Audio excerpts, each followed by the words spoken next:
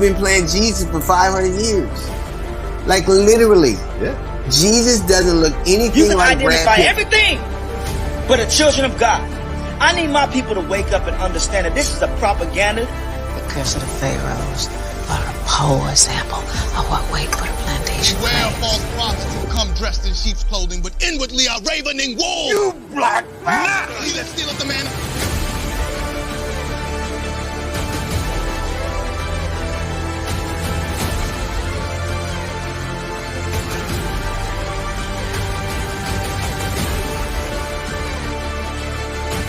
You must unlearn what you have learned.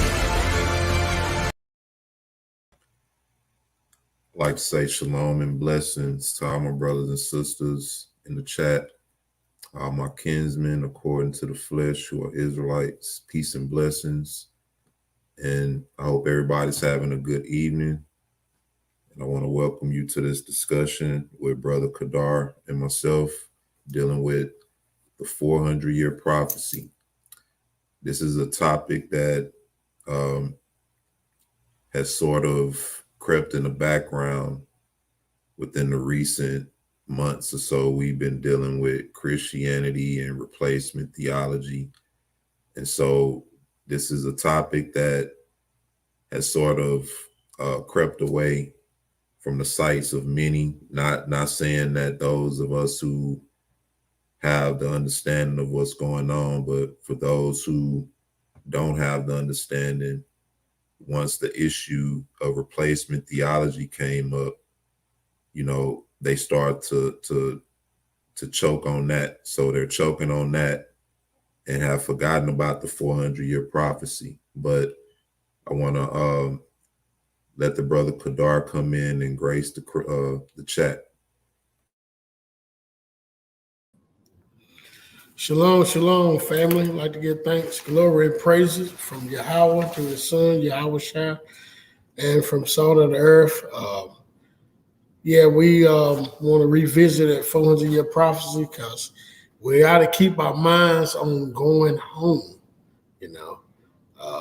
Sometimes we can get, forget about that. I think I ain't gonna say a lot of us do, but sometimes I know me, I had to refocus my mind on getting up out of here. Of course, we got to wait on the Most High and see which way or how it's going to happen.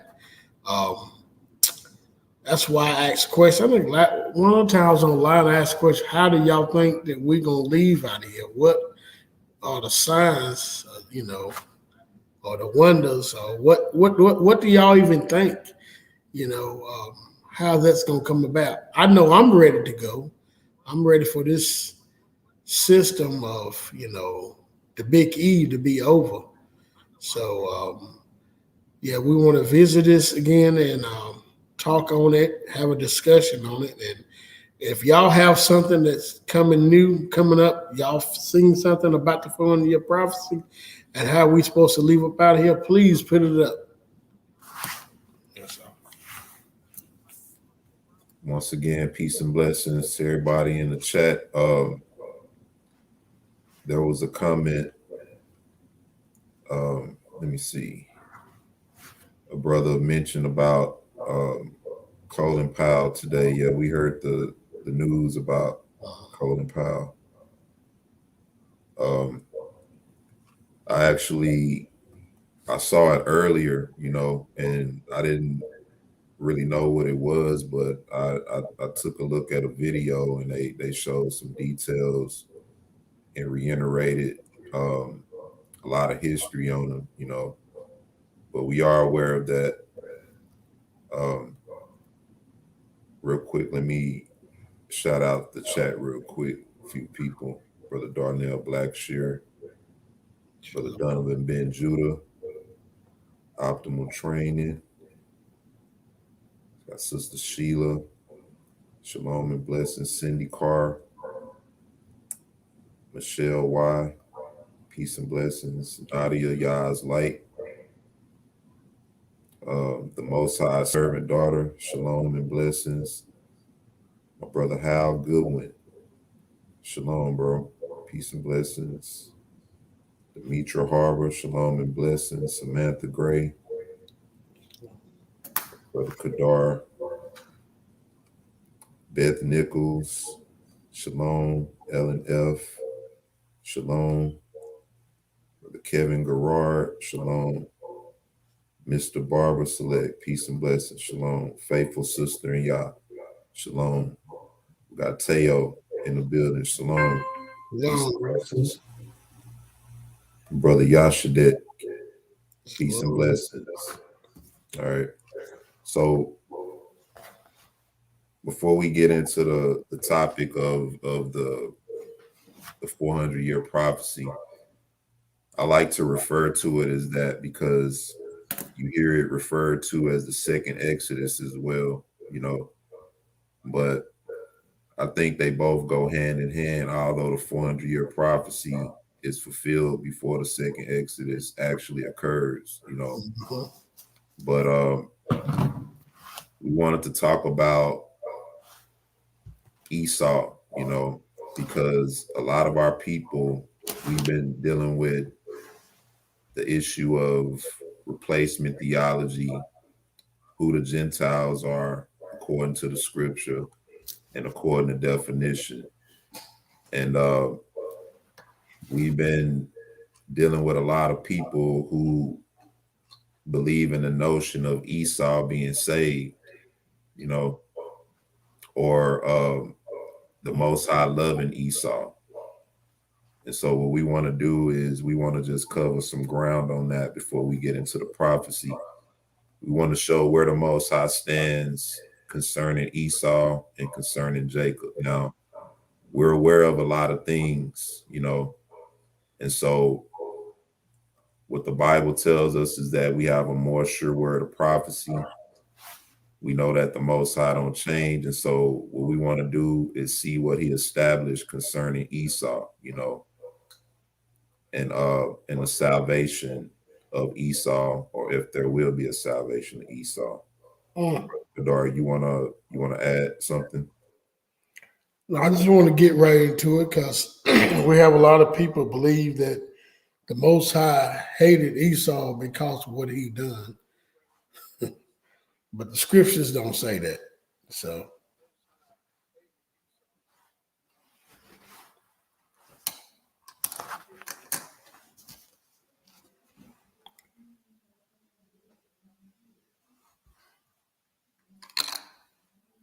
you on mute, bro, I think. My bad. See, it's talking like one of them Chinese movies. Yeah. It's like, man, you're on mute. My bad. I read a whole chapter. But this Malachi 1, it says, the burden of the word of Yahuwah to Israel by Malachi. I have loved you, saith Yahuwah. Yet ye say, wherein hast thou loved us? Was not Esau Jacob's brother, saith Yahuwah?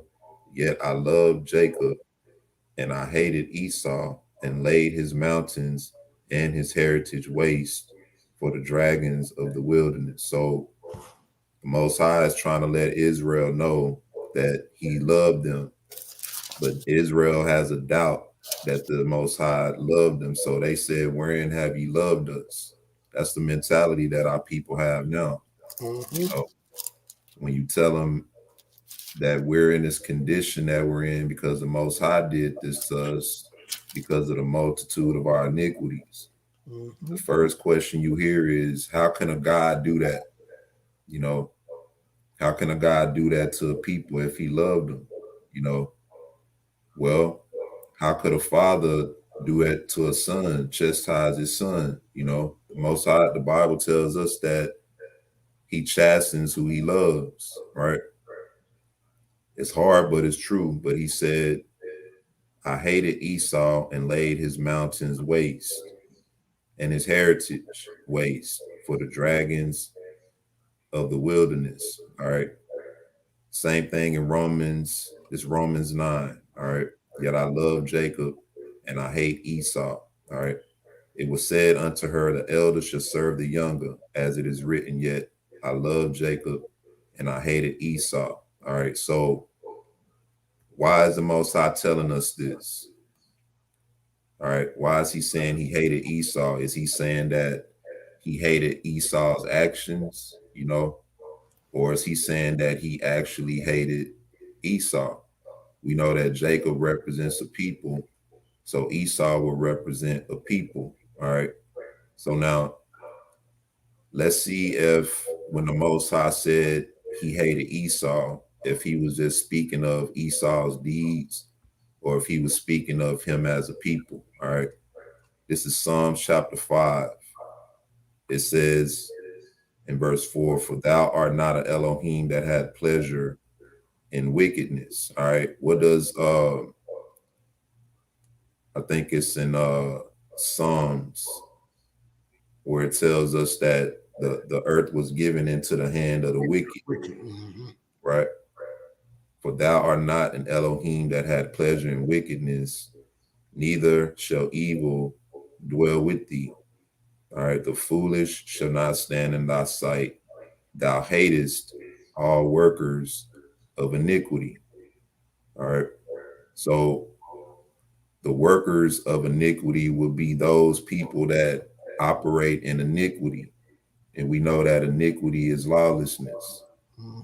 He said he hates all the workers of iniquity. All right. This is Sirach, Ecclesiasticus in the Apocrypha, chapter 12, verse 6.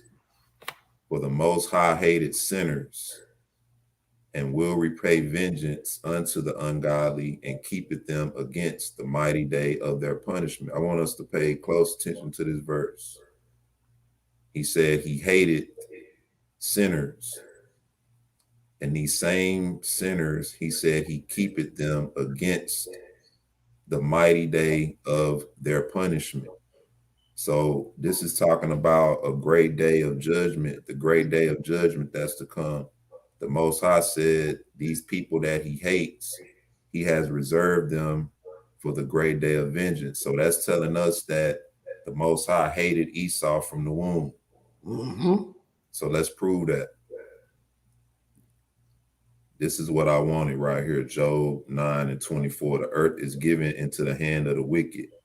He covered the faces of the judges thereof. If not where, and who is he?" All right. So let's show you that we just read, and let me pull it up one more time. Ecclesiasticus or Sirach chapter 12, verse 6. "The Most High hates sinners.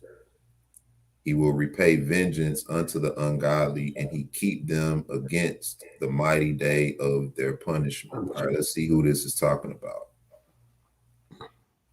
This is the scrolls. All right. The Dead Sea Scrolls, the hymns and poems, hymn number 5. All right, I'm just going to read a portion of this. He says, "Thou alone didst create the just, establish him from the womb for the time of goodwill." All right, right off top, who is this talking about to you, Brother Kadar? The time of goodwill would be Jacob. Yeah, he said he established, he said, "Thou alone didst create the just and establish him from the womb for the time of goodwill, that he might hearken to thy covenant and walk in all thy ways. Israel only have I known," right? Israel. Everything was given to Jacob and to Israel. The promises, the covenants. We know the rundown, right? Yep. I'm trying to hurry up so I can throw you the oop right quick. He said, "And that thou mightest show thyself great to him in the multitude of thy mercies, and enlarge his straitened soul to eternal salvation.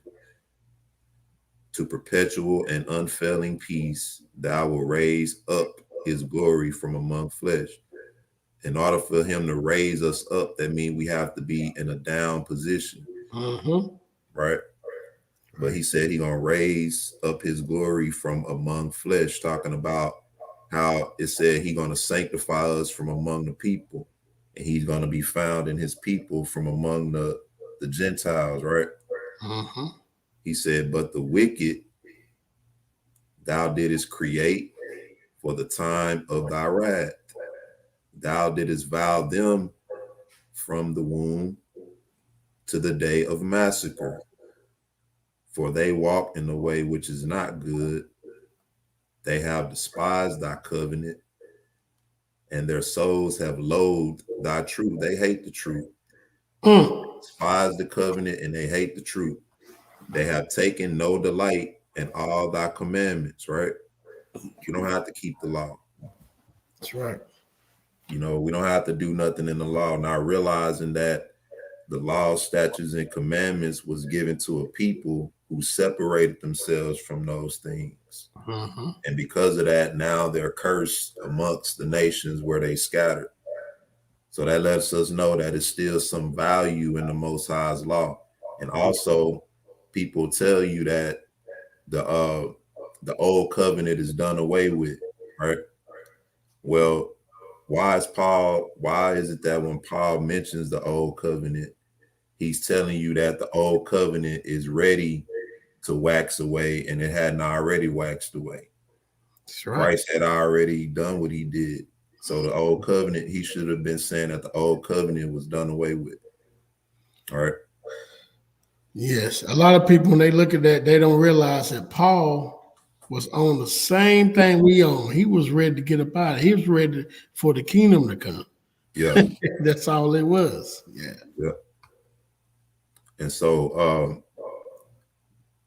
he said, they have taken no delight in all thy commandments and have chosen that which thou hatest. So everything that the Most High hate is what they've chosen, is what they've given us. For according to the mysteries of thy wisdom, thou hast ordained them for great chastisements before the eyes of all thy creatures, that for all eternity they may serve as a sign and a wonder, that all men may know thy glory and thy tremendous power. So just like the curses was a sign and a wonder on our people to identify who we are, he said these judgments going to be a sign and a wonder on them. But this is what they were ordained for. So anybody saying that the Most High just hate Esau's actions, I would encourage them to re-examine that position. So now I'm going to pass it over to the brother Kadar. All right. So we see that Esau was not hated because of what he's done. He's hated from the womb. And we know that him and Jacob was in that womb fighting. Jacob must have been was getting the best of Esau because Esau took off and came out first. Jacob had a hold to his heel. That's why they call him Jacob. But shalom, everyone. So now I want to ask Brother Eric, let's go to, well, we ain't got to go there. We can just talk about Genesis 15. You know, the prophecy in Genesis 15, it tells us that Abraham's seed will be afflicted for 400 years. And we know as a collective of Israelites that didn't happen in Egypt. Because we read Genesis 15 and 18, let us know that Goshen was part of our land. So it couldn't happen in Egypt. It said in the land is not theirs. We already know all this. So my point is that we want to revisit the 400-year prophecy in a little more depth. We're going to see that if you go to the book of Psalms 83. You want me to share that? Yeah.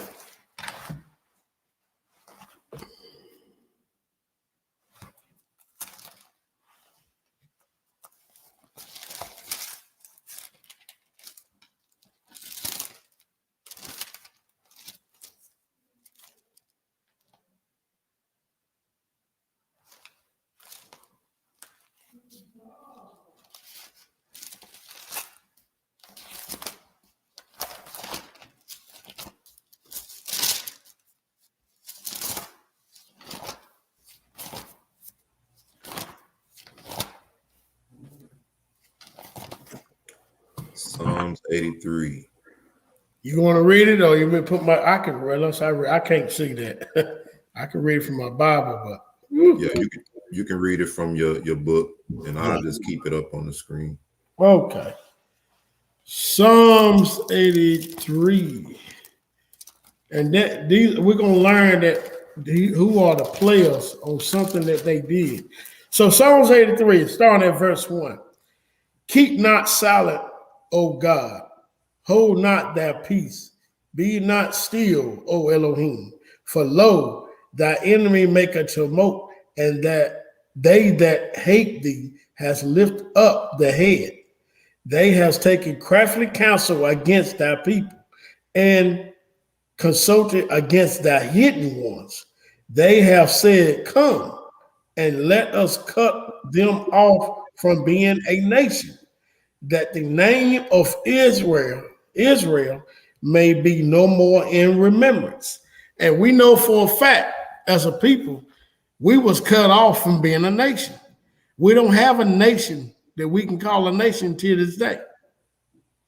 Now, let's read the players that's wanted to be up in this tumult and consulted together. Verse 5, for they have consult together with one consent, that they are confederate against thee, against Israel.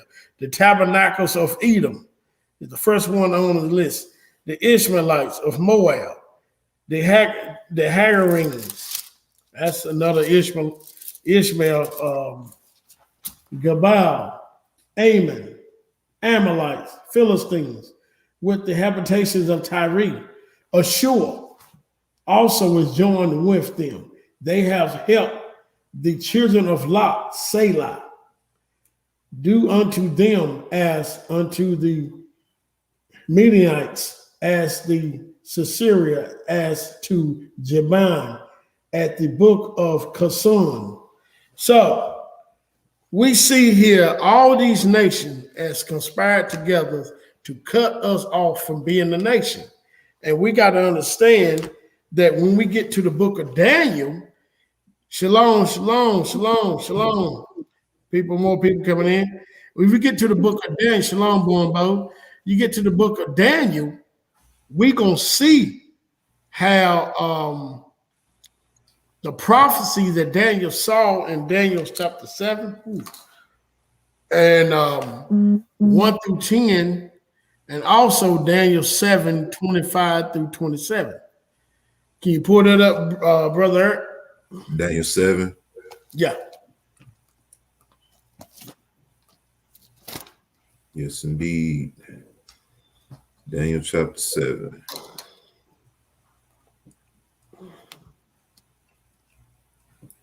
Say starting at verse 27, right? No, I'm gonna start at verse 1. Okay. I'm gonna start at verse 1. I'm not gonna read all of it.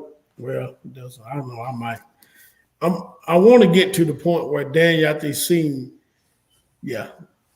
Let me just start reading verse 1. Yeah. Okay. Daniel 7, verse 1. We're going to see that Daniel see 4 beasts that come out of the sea. In the first year of Belshazzar, king of Babylon, Daniel had a dream, a vision of his head upon his bed. Then he wrote the dream and told the sum of the matter. Daniel spoke and said, I saw in my vision by night, and behold, 4 winds of the heavens strove upon the great sea, and 4 great beasts came up from the sea, diverse one from another. The first was like a lion, and had eagle's wings, and behold, till the wings thereof were plucked, and it was lifted up from the earth, and made stand upon the feet as a man, and a man's heart was given to it. And behold, another beast, a second like to a bear, and it raised up itself on one side, and it had 3 ribs in the mouth of it, between the teeth of it. And they said thus unto it, arise and devour much flesh. Verse 6, after this beheld, and lo, another like a leopard, which had upon the backs of it 4 wings of a fowl, and the beast had also 4 heads, and dominion was given to it. After this I saw in the night vision, and behold, a 4th beast, dreadful and terrible and strong exceedingly, and it had great iron teeth. It devoured and brake in pieces and stamped the residue with the feet of it. And it was diverse from all the beasts that was before it, and it had 10 horns. And I consider, now this is where he goes to the next 4 beasts. In verse 8, I consider the horns, and behold, there came up among them another little horn, before whom there was 3 of the first horn. The next 4 beasts is talking about here, 3 of the first horn plucked up by the roots. And behold, in this horn were eyes like the eyes of a man, and the mouth speak great things. And beheld till the thrones were cast down, and the Ancient of Days, verse 9, did sit, whose garment was white as snow, and hair of his head like the pure wool.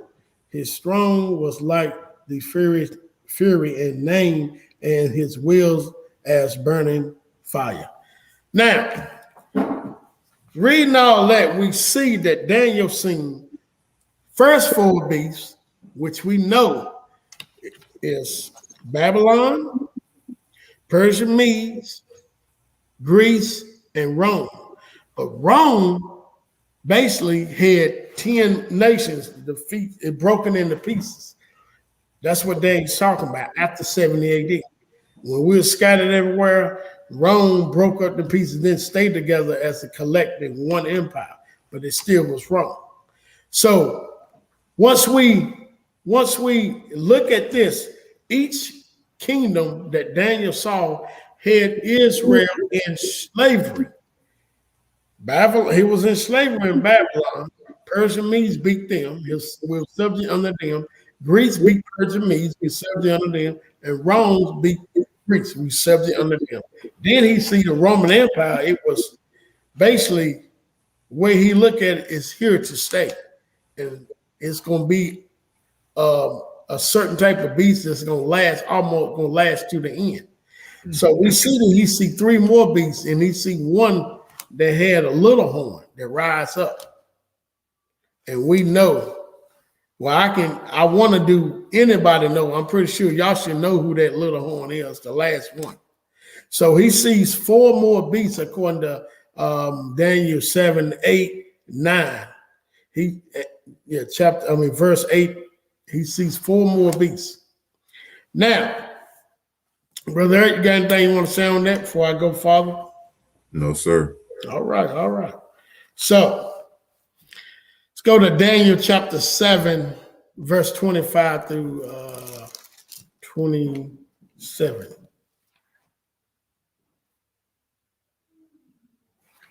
You got to put it up. Okay.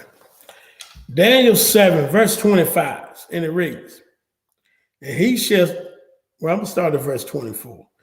And the 10 horns out of his kingdom are 10 kings that shall arise. Another shall arise after them, and he shall be diverse from the first, and he shall subdue 3 kings. Remember that? It goes back to Daniel 8, verse 25. And he shall speak great words against the Most High, and shall wear out the saints of the Most High, and think to change times and laws. They shall be given into his hand, talking about the beast, until a time and the dividing of what? Times.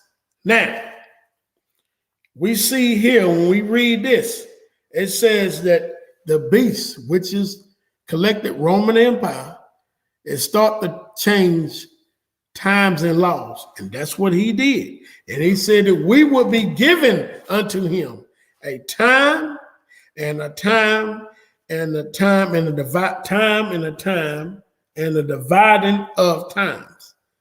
Now, let's go to Revelation chapter 8. But remember, keep that in mind. So, Revelation chapter 17, I'm sorry. Revelation 17 and verse 11 through 19, I'll say, 11 through 9, I'm sorry.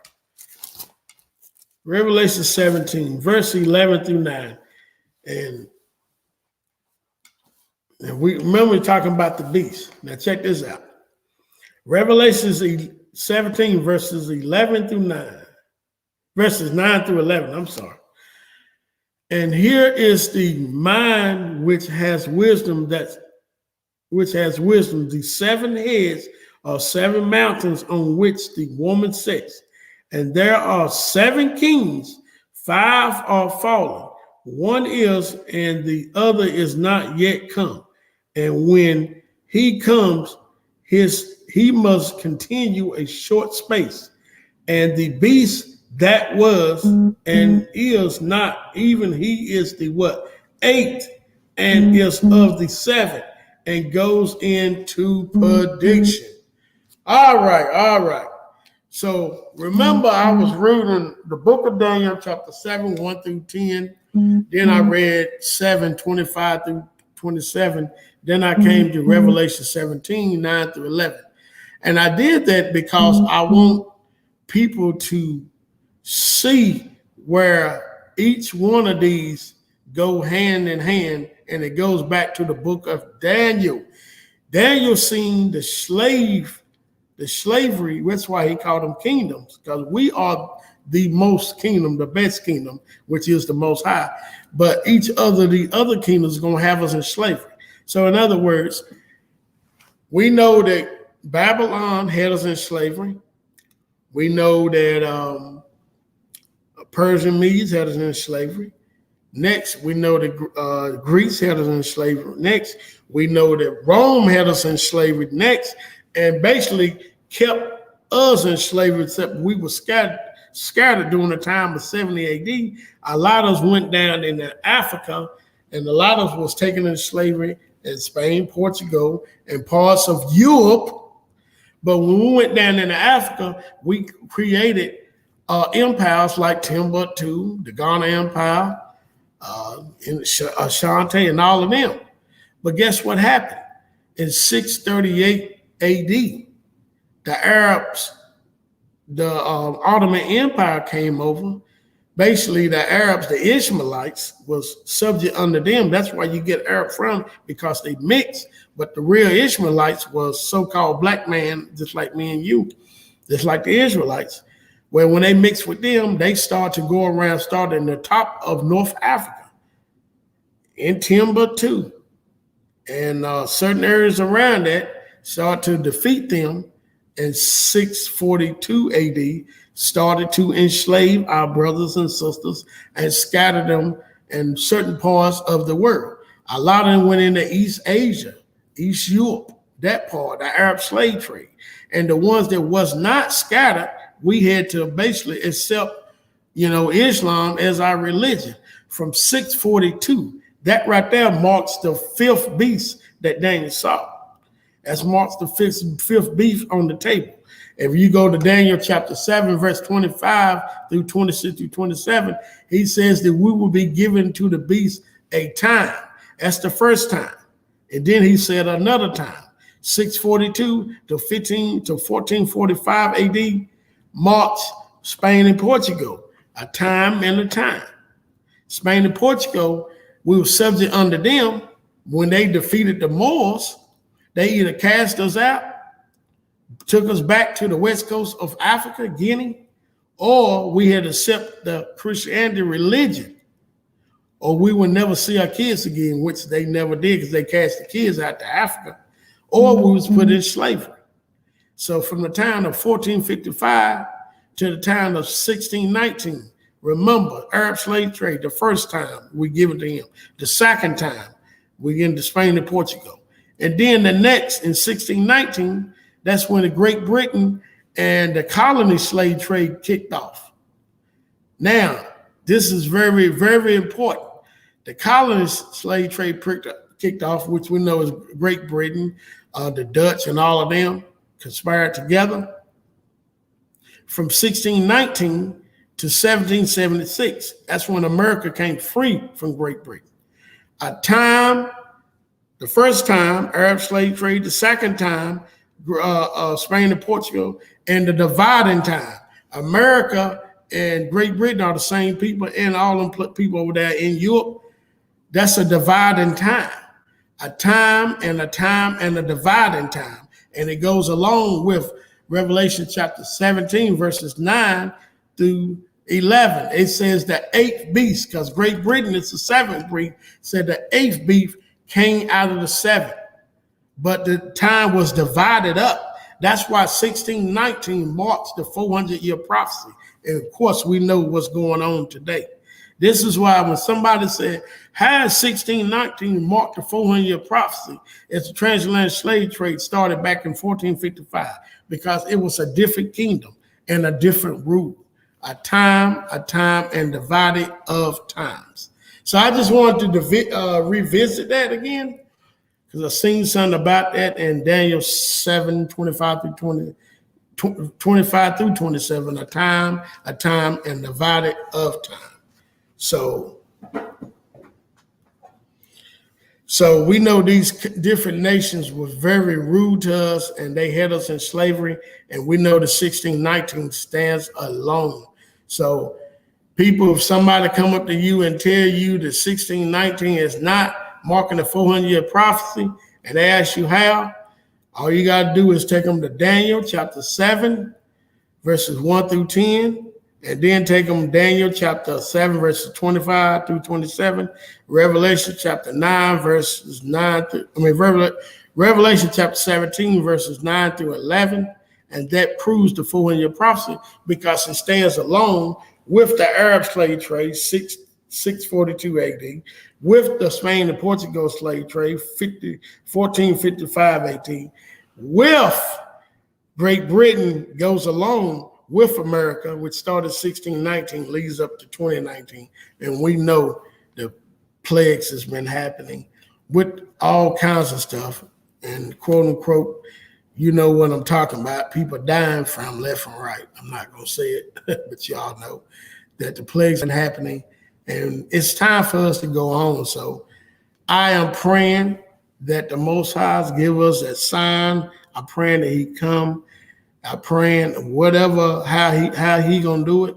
I know back when we left Egypt, he used Moses to get us to come out of Egypt, you know. So I'm still praying and looking, because I want to go get into the wilderness. I'm tired of this. I don't know about y'all. I'm pretty sure y'all are. So I just want to revisit that 400-year prophecy to bring some hope to us, because it's time for us to go home. We just got to know when the Most High is going, where we got to have our eyes open and our ears open for this time, for the Most High to tell us to go home, or create a way for us to leave here with great substance. So as I'm talking now, I realize we got to have that great substance. Once we leave here, once we get that great substance, it's time for us to go. Sorry I got for you, brother Eric. Hey, like Teo say, when 2019, after the 400 years was over, all hell broke loose. Yes. That's true.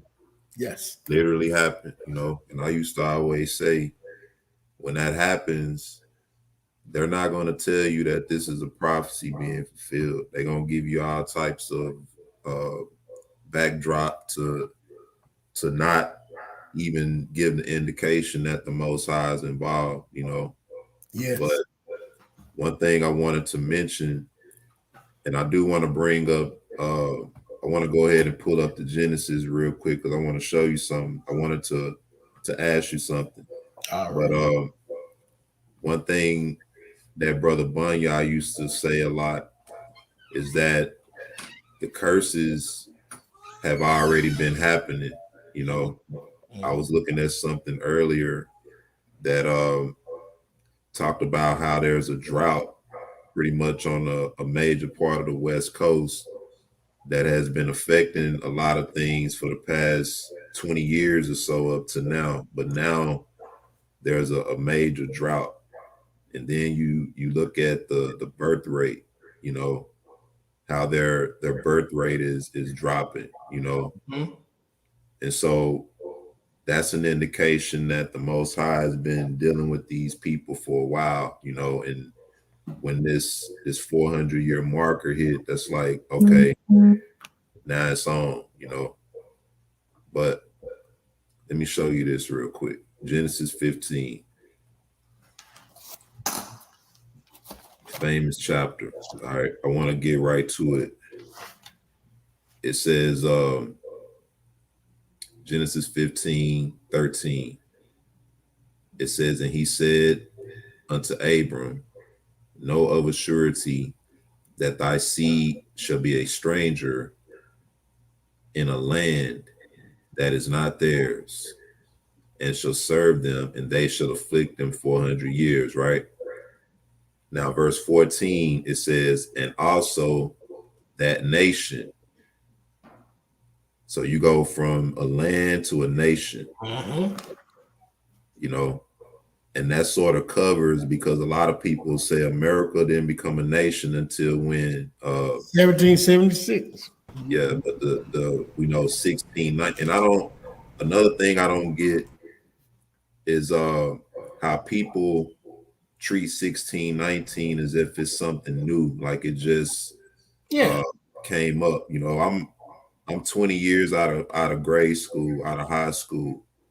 And one of the things I used to do was write a lot, you know, and 1619 was always known as the year that the first so-called slaves were brought to the America under the English colony.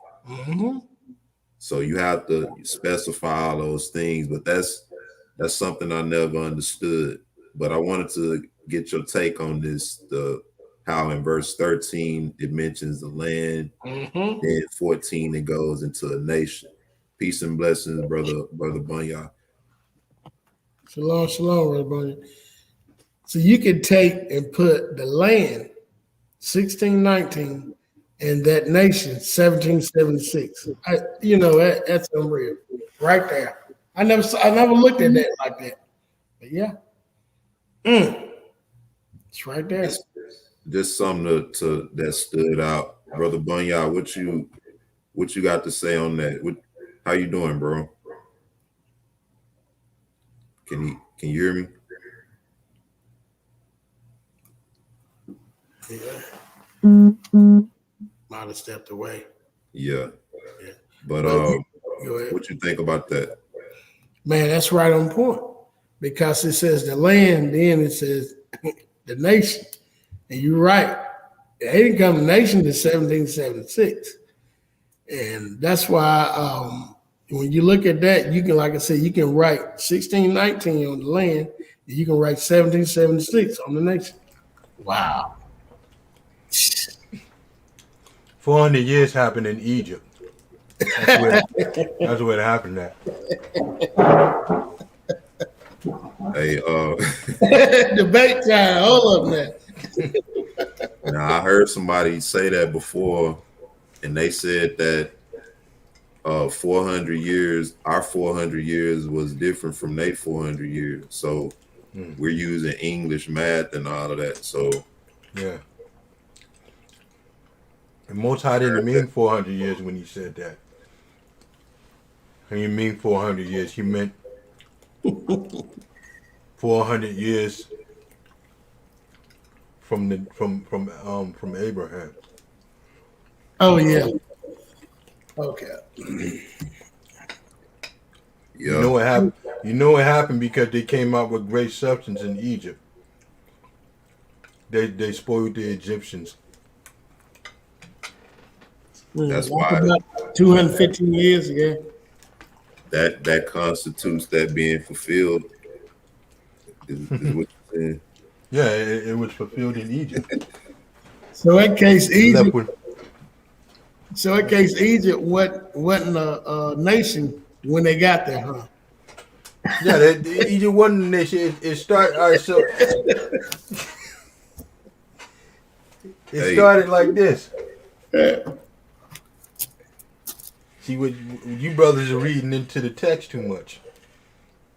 You brothers are following that camp doctrine stuff. Hey, do you how many pharaohs afflicted them then, if that's the case?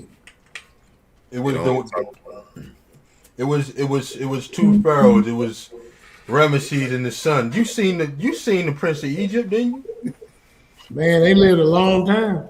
I had that movie. What you mean? They lived a long time. Hey, that. I wouldn't be surprised if they reached there though, bro. You know, you seen the Prince of Egypt, brother. Yeah, they lived seen the 200 Ten years Commandments? apiece, and they lived 200 years apiece. Mm-hmm. Yeah. Okay. You know, he was living like that back then. Yeah. Pharaoh lived. Look, that's the most accurate Hollywood production I ever seen. Mm-hmm. Oh, look. What Bombo said Native American 400 years couldn't be now because Native Americans were already here. Yeah, right. Mm-hmm. So what y'all think about this question on the screen? Brothers, what y'all all think about? I was at 6. Daniel knew he had 70 years to complete, and do you think the Most High was trying to tell us in this passage? Yeah, I mean Daniel. That's exactly right. After 7 years, they left. Well. I mean, even if you want to sum it all up into one thing, let me grab some real quick. Hold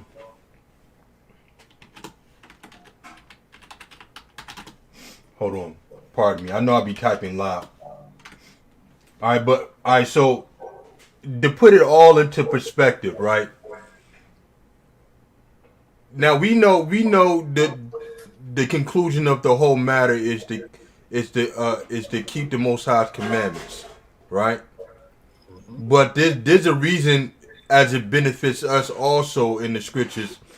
In Romans 15:4 says, "For whatsoever things were written aforetime were written for our learning, that we through patience and comfort of the scriptures might have hope."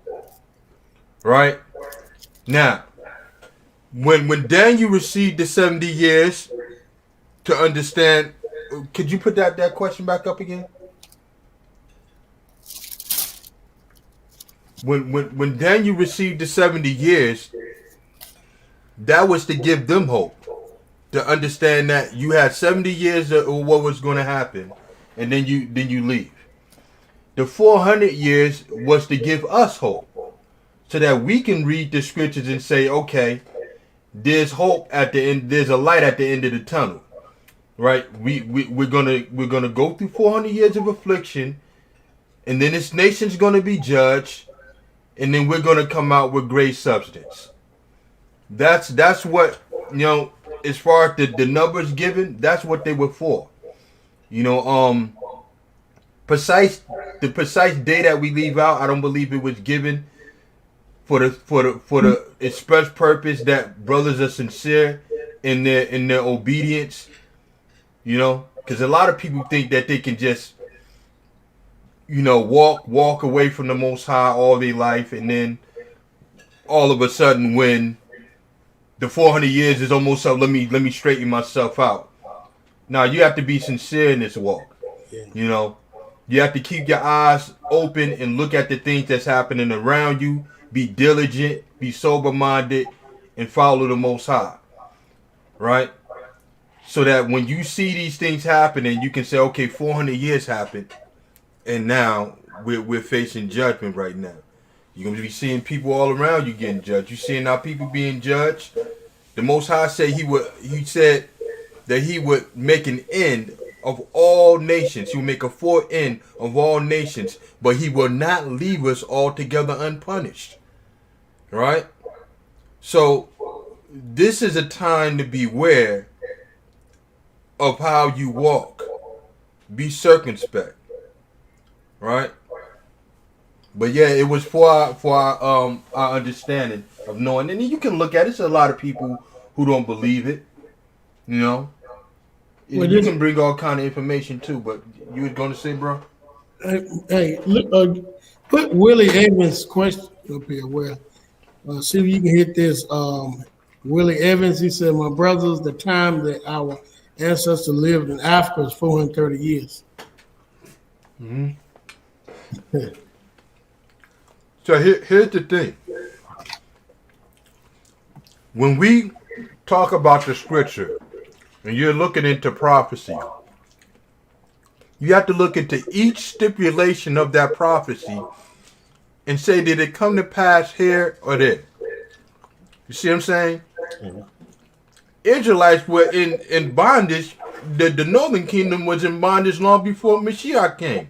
Almost 800 years. You see what I'm saying? So it's not about just one specific sector of it.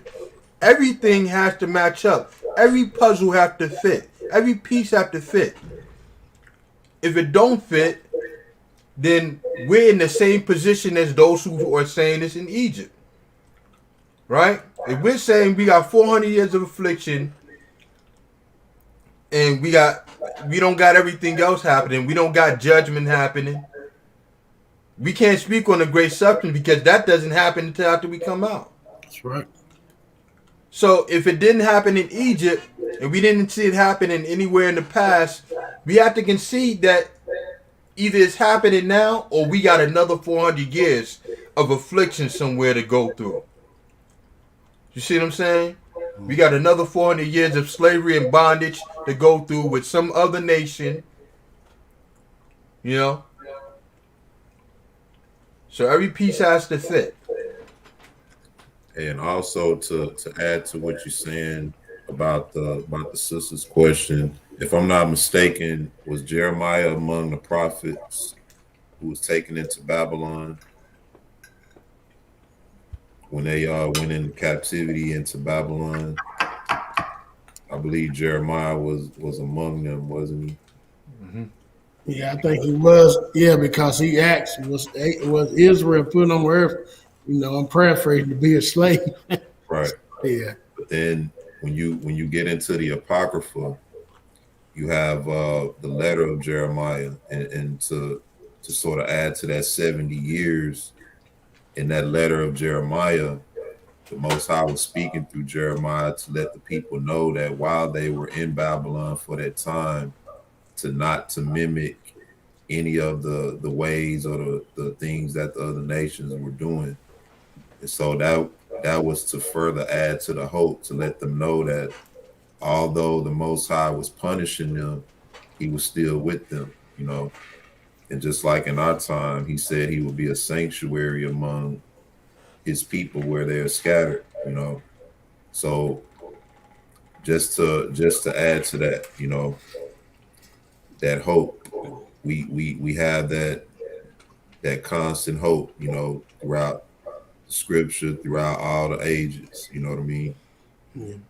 So I want to add to what Manuel was talking about, Willie Evans' statement on the 400 years.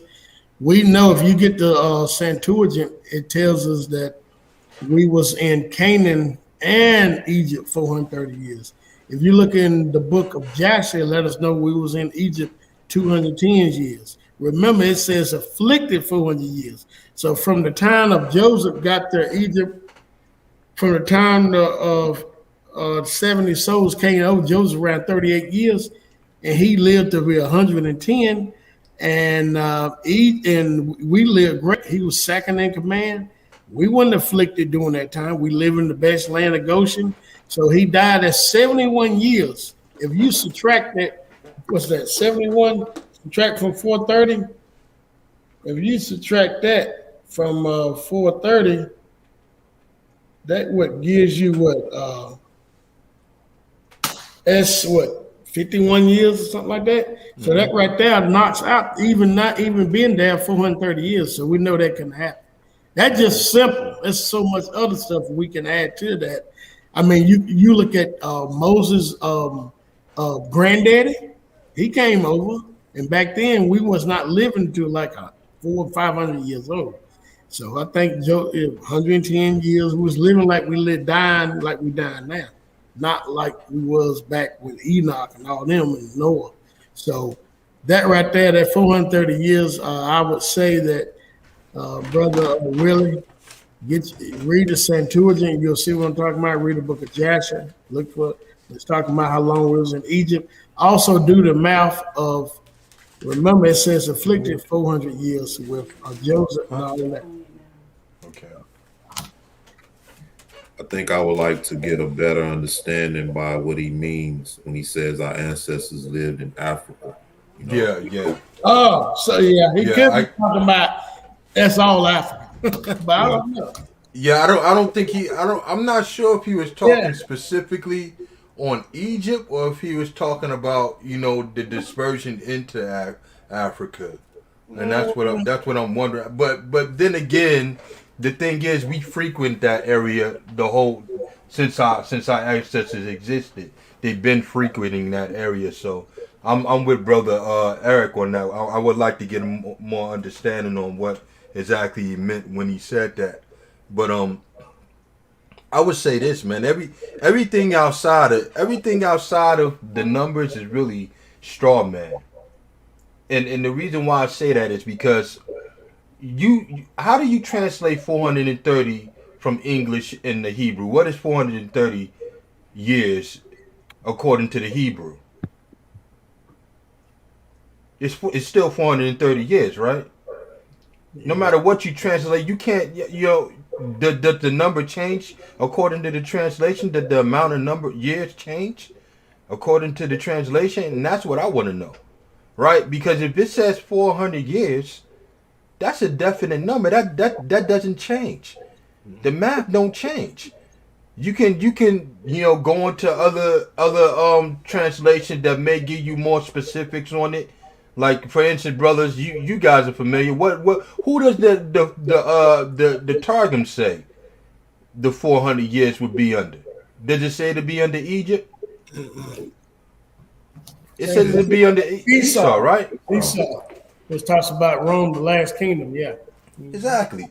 So I mean, those of us that understand who's ruling this kingdom right now and who's implanted or and sitting on many waters, right? We know who that is, right? We know that their mark is on them. They exalt themselves as the eagle. So I it's not really hard. It's not hard to see, but the numbers don't lie, man. Anybody that you talk to, anybody that's willing to admit any similitude of the truth would tell you that the numbers don't lie. Yeah. Yeah. And then we can actually see the things that's happening. By the way, I want to give a special acknowledgement to our brother over in Australia. I saw a lot of things happening over there, and I got kind of concerned, because I know we have people over there as well. Say a lot of storms and stuff was hitting, and in other places too. So that's one thing that people can't deny, and like you said, what constitutes judgment to a person,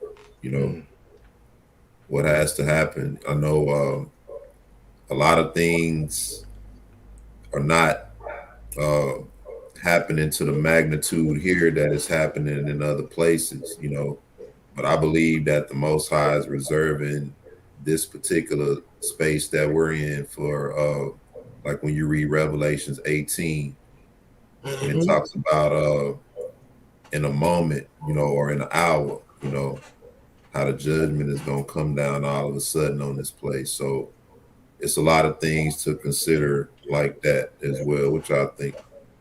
Yeah, amen. Like 100%, bro. Like when our forefathers was captive in Egypt, things happened to Egypt. That should have been signs to the Egyptian early on to let our people go. And you see these same things happening all around the world, but because people's minds are polluted with this scientific nonsense, they don't want to take it into account. You see water turning blood red everywhere, man. Why aren't you asking what the heck are we doing for water to be turning blood red all of a sudden? You see hell falling in places where it's warm weather, earthquakes in diverse places, and people still ain't saying what the heck is going on. What are we doing for this to be happening?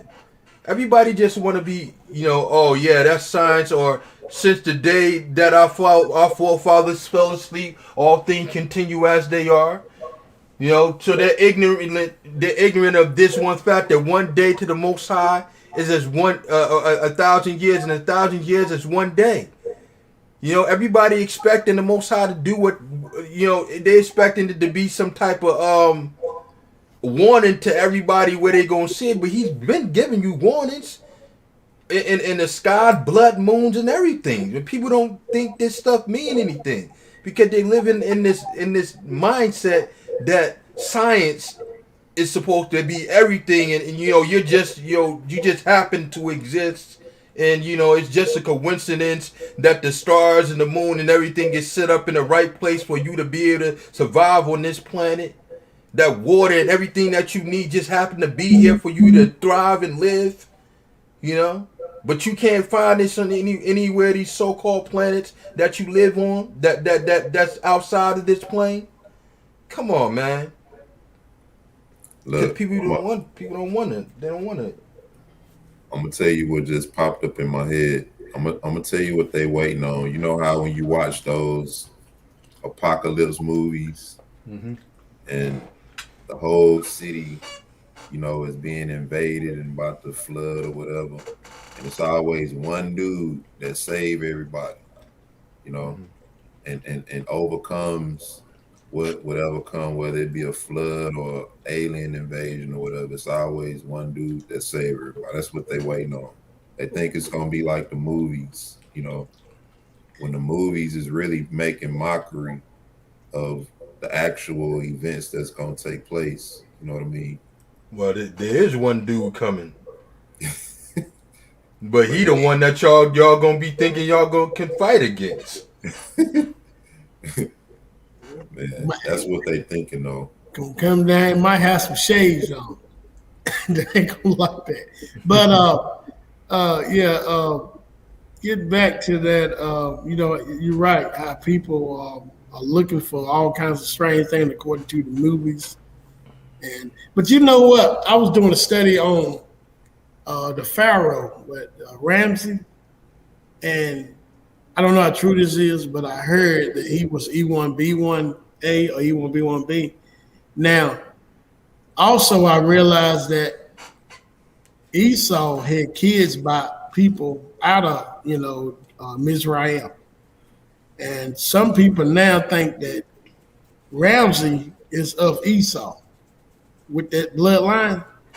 Now, I don't know how true this is. I'm still looking at it. But if it's true, I wonder, this is just a thought, y'all, and nothing, why the water has to turn red. You know what I'm saying? To Esau, the water's turn red. It's like a sign that Esau is ruling, but his ruling coming to an end. I don't know if that's it, but it's just something to think about. That's interesting. Yeah. Well, you remember the information we went into that showed it wasn't even really actually an Egyptian that was afflicting us. That's right. It was an Assyrian. It was an Assyrian that had been ruling, or it was a Canaanite. It was a Canaanite Who did that had been ruling in Assyria.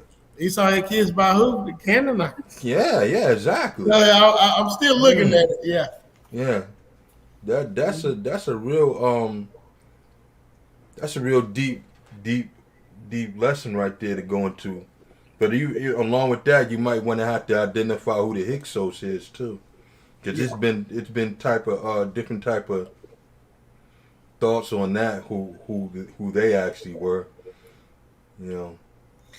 Bo said, what did she said? You let the Most High be true and every man a liar. Amen. So Tia Ministry said the Assyrian Macamaran. Yeah. Macaron. Yeah. So, it's just a thought I had. I mean, you notice the waters turn red, and we know Esau came out red. So I wonder, is that a sign of Esau's rule going gritty? Water's been turning red here too. So Yeah. I hope it is a sign of that. The rule of Esau is going to crumble down. That's the crazy thing about it, man, is they've been cloning animals for a while now.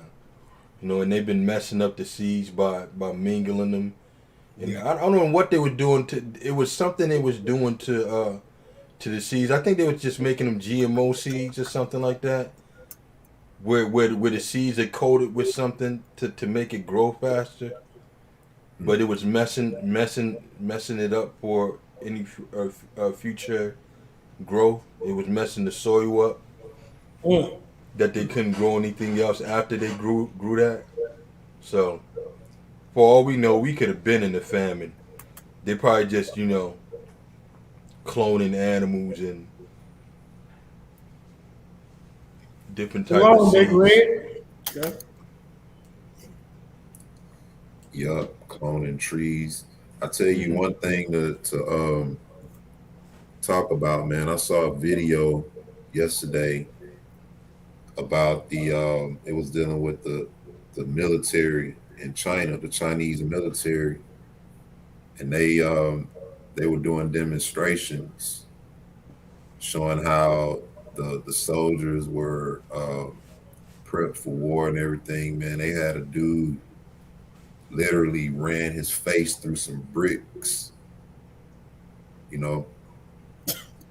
had the dude break glass, and he just fell down on the glass, and they start putting stuff on top of him while he on top of the glass. So just letting you know, these guys are prepped.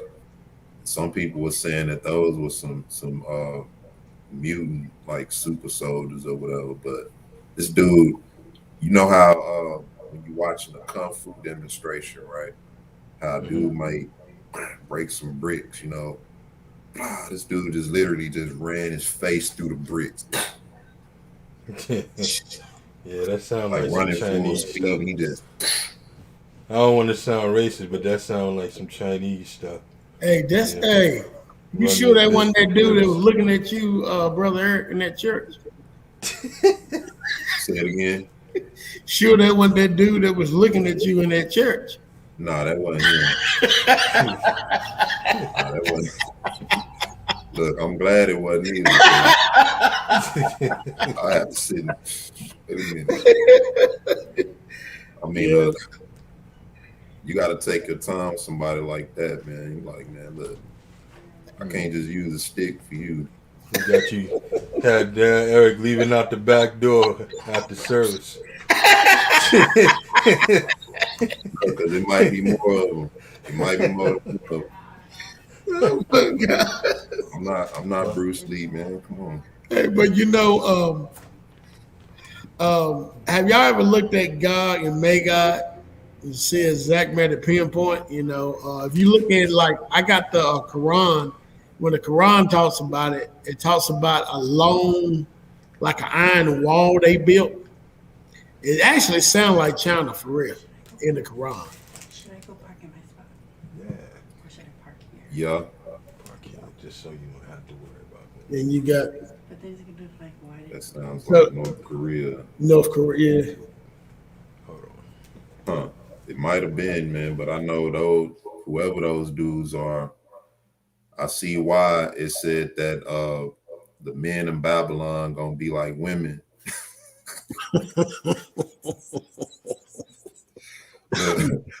You see a dude run his face through some bricks, you just gonna look at your hand like, man.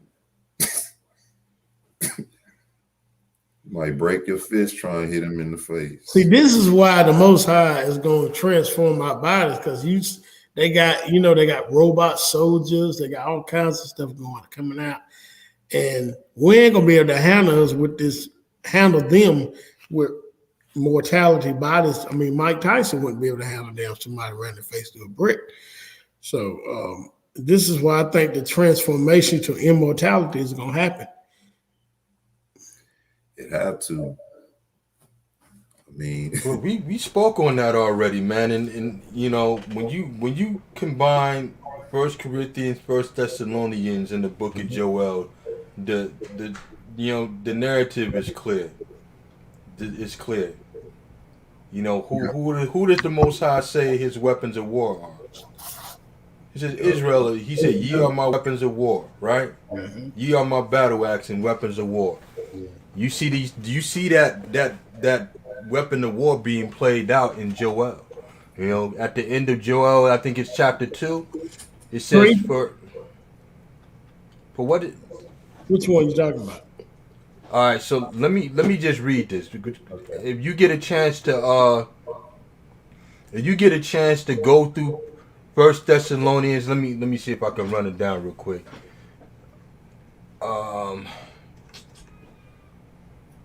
See if I can run this down. do y'all believe that King David during his time had that power, that immortal fighting ability? Yeah, I do. I think that the Most High can bestow that on anybody. You know, if it's for the Most High purpose. I told you about when I was younger and we got into that situation down there in Mexico, right? Yeah. Hey, it is no way that I got out of that situation when you know, and I just you know, in all honesty, bro, I didn't have no business down there, but I was young and we was in the military and everything. And you know, when you in the military, you partying, and you going places. Yeah. But man, bro, I had a crowd of guys on me, man, and the Most High had me start swinging, and every punch that landed laid somebody out, bro, to the point that the whole crowd parted. They stopped like, whoa. Yeah. Most High saved me that day, and that's why I also say to people when it comes to the Most High's name, you better be calling it in sincerity, because when they was on me, man, I asked for Jesus. I ain't know no other names, but the Most High heard me. He heard me, and he got me out of that situation, and I got out of it unscathed, unharmed. That's crazy. You would have seen like my friends that was with me couldn't get to me through the crowd. That's how thick the crowd was on me, man. When I got out in the crowd party and I came out of the crowd, they're like, "How you get out of that?" All right, so 1 Thessalonians chapter 4, 15 through 17. In 1 Corinthians chapter 15, verse 50 to 54, and if you read that in conjunction with Joel chapter 2, it sums up everything. It sums up this so-called rapture thing that they're talking about. Yeah. It shows you that that rapture is not for the calling up, is not for anybody to be says whisked away into purgatory or whatever. What have you, you know? It's for them to be transformed into immortals in order to fight this war, right? In order to fight this war. Now, it's a pretty bleak situation when you read it, because it says, "Blow ye the trumpet in Zion, and sound the alarm in my holy mountain. Let all the inhabitants of the land tremble, for the day of the Lord cometh, for it is nigh at hand. A day of darkness and of gloominess, a day of clouds and of thick darkness, as the morning spreads upon the mountains, a great people and a strong, there hath not been ever the like, neither shall be any more after it, even to the years of many generations." So it's talking about a people that there's never been like. It's never been a people like this, and there'll never be a people like this again, right? It says, "A fire devoureth before them, and behind them a flame burneth. The land is as a garden of Eden before them, and behind them a desolate wilderness. Yea, and nothing shall escape them." Wow. It says, "The appearance of them as the appearance of horses, and as horsemen, so shall they run. Like the noise of chariots on top of mountains, shall they leap. Bro, it's talking about leaping up on mountains, bro. Leaping mountains, right?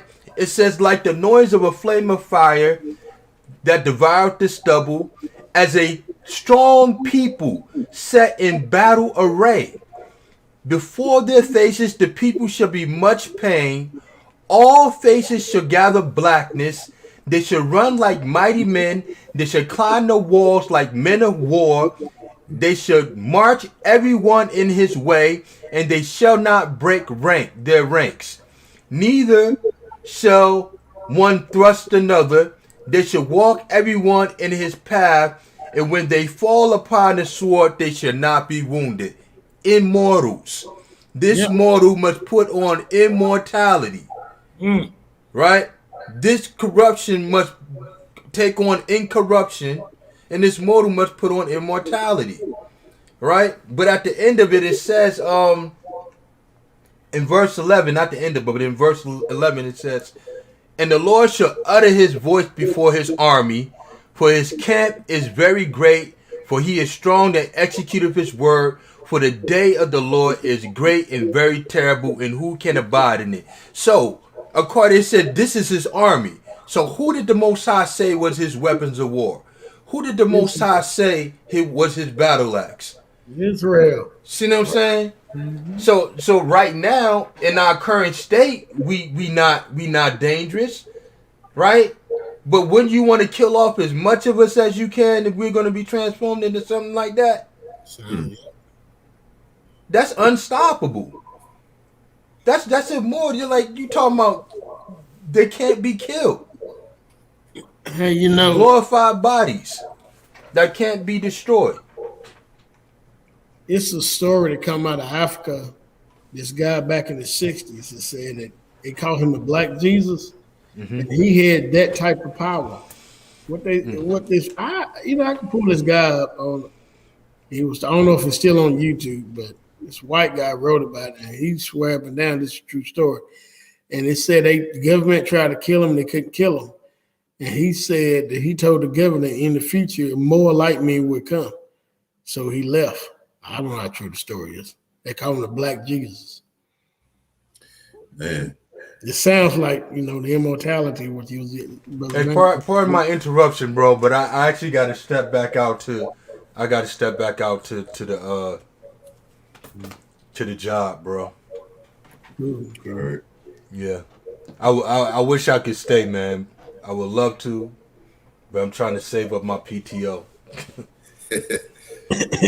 Well, you need to do a teaching on that immortality. That was pretty good. I actually did. I did speak on that before. Okay. But I think we could do it again. Do another one. It'd definitely be beneficial to bring it out again. Yeah, show people that. That's actually gonna be part of the lesson that I'm working on. Replacement. I just got finished recording that part of it.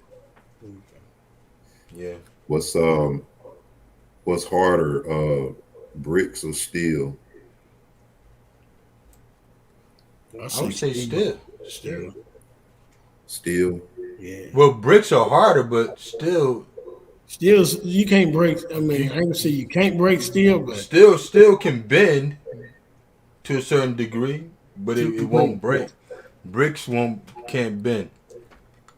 He said, "He teach my hands to war, so that a bow of steel is broken by mine arms." Good God Almighty. So, I guess this would mean that if that dude would have ran through a thing of steel, then okay. But if the Most High is telling us that this is the power He can bestow upon us, then we have absolutely nothing to fear. Those who He appoint to this. Yeah. He ran up on me. I got that steel power and break his face. Yeah. So we got a lot to look for this upcoming days and weeks and whatever, how long it's going to take, but we got a lot to look for and going back home. Listen to the Most High, keeping our eyes open for that. If we receive that, substance, however it comes, we know definitely it's time to go home. And we know definitely that what is Get out that? here, Bruce Leroy. Catching bullets with you.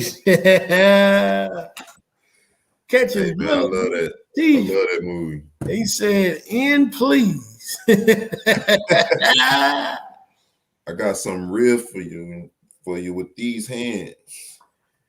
I didn't want to say what he said, but that's one of my favorites. Man. What's his name? Show enough. Show enough. Yeah. Oh, dude, yeah. Bruce Leroy.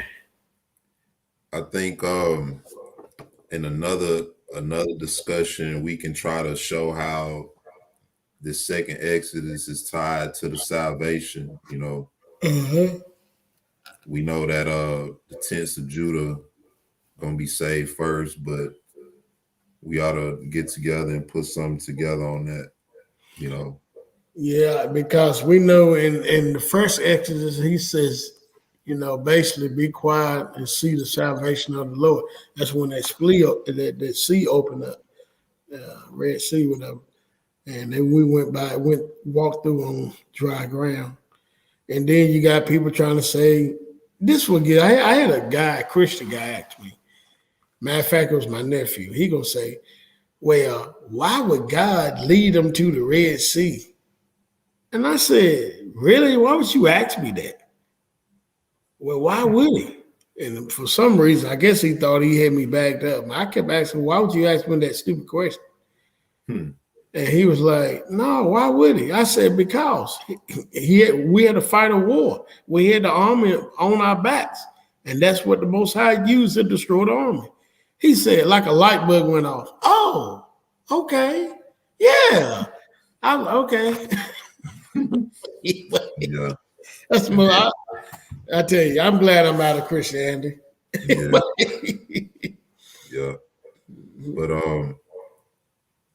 real quick before we close out, I got something for the chat, and this is something we talked about before, brother Kadar. But he say, when you look at a jawbone of a donkey and see how many dudes Samson took out, being in Yah's will makes us dangerous. Absolutely. That's right. I want you to consider something. Yeah. All right. Now, I like watching kung fu movies and stuff like that at times. I'm not an expert in any kind of way. I don't specialize in it, but I do enjoy looking at it. I like the art form. I like the possibilities of it. And every time I look at it, I always think that it's something divine about that art form, like how can a man fight off that many men at once, unless he understands or he's, fighting in a divine kind of way. That's the only way you can defeat that many people at one time. And so when you look at the art form of karate, kung fu, that's what we call it. I know that they say it's some spirits behind it, but then when you look at it, how it's portrayed, and you look at the idea of it, could it be something divine, more divine behind that than we understand? And could that have been a way that the Most High used to fight through some of these people, to fight off 100 people at once? I know they wasn't just coming at them one at a time. You got 100 people surrounding you, coming at you from different directions. What you think about that? And that's really for Big Red. That's just something I'm throwing out there real quick. We about to close out. Yes, a possibility that the Asians or Chinese could have found the secrets to what we used to do. How that we fight. But Also, I look at a lot of ultimate fighting. The same guys that do come from them areas, they don't do so good in the ring.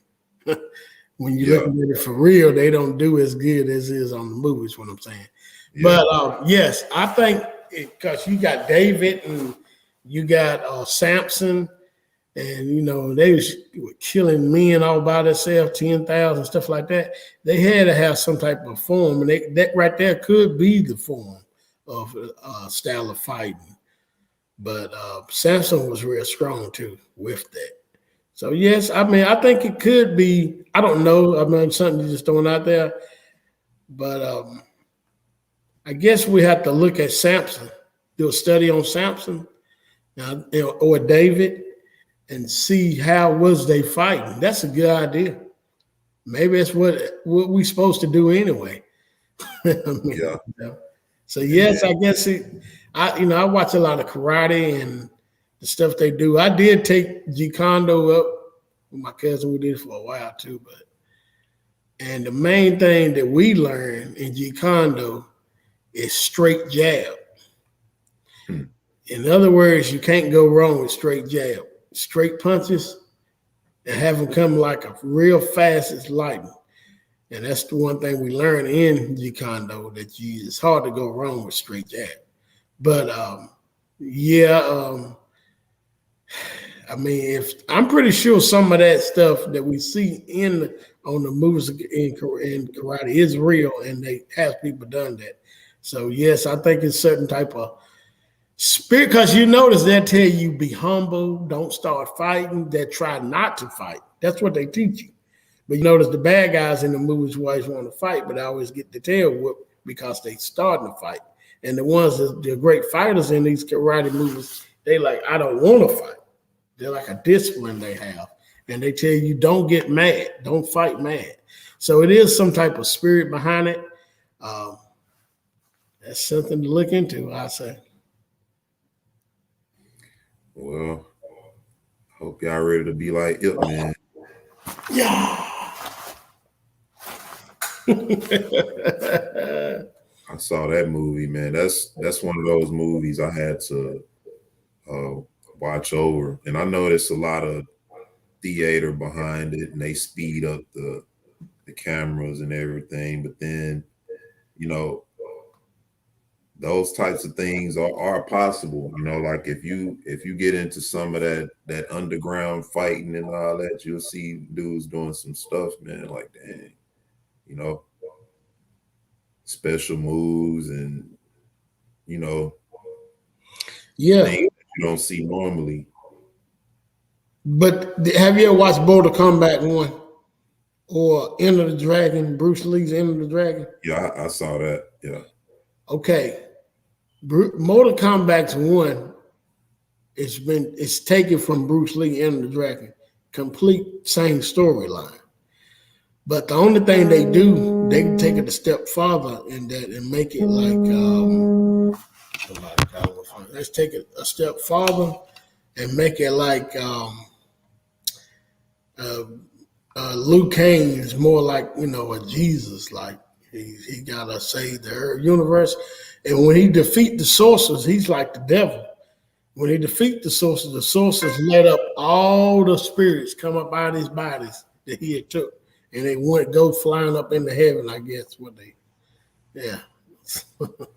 Yeah. He said Israelites are naturally fight oriented, and the Most High could easily quicken that which is in us. Yeah.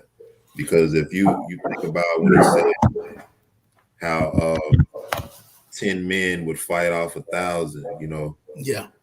They didn't have guns and all that. They had swords and stuff like that. So I'm sure they engaged in a lot of hand-to-hand combat, So I'm sorry, y'all. I done got all into a whole nother discussion about that. Well, I'm ready to get off here, man. I gotta get ready for bed. Get ready for bed, and one day, y'all, we're gonna be out of this mess. Yeah. We ain't gonna get back in this mess no more. That's one thing I like about it. Yep. And you're gonna have Me, Brother Kadar, Brother Hal, Big Red, Yashadek, we're gonna all be the Kung Fu Clan. Immortal. I better keep lifting my weights then. Gotta get ready. All right, everybody. I wanna say shalom and blessings to everybody. Shalom. I hope everybody enjoyed the conversation for tonight. And most I willing, we're gonna do this again soon. To those who have to get up in the morning, I pray you have a good night. Pray that the Most High lead you to your destination safely, to and from. And until we meet again, may the Most High be with you. May He keep you. May He bless you, you and your families. Hallelujah and amen. Peace. Peace.